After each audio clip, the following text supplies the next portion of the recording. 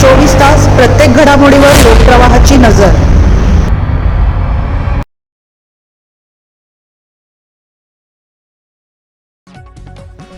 पखाल रोडवर मनपाचा बुलडोझर, अनधिकृत लॉन्ससह बेकायदा बांधकामांवर मोठा घाव। नाशिक महानगरपालिकेच्या अतिक्रमण निर्मूलन विभागाने आज वडाळा शिवार येथील पखाल रोड परिसरात मोठी धडक कारवाई करत अनधिकृत lawns, scrap centre, mutton chicken दुकाने, टपऱ्या आणि सुमारे 20 शेड्सवरील अतिक्रमणे हटवली। आयुक्त मनीषा खत्री यांच्या आदेशानुसार अतिरिक्त आयुक्त प्रदीप चौधरी, अतिक्रमण उपायुक्त सुवर्णा दखणे यांच्या उपस्थितीत ही मोहीम राबवण्यात आली।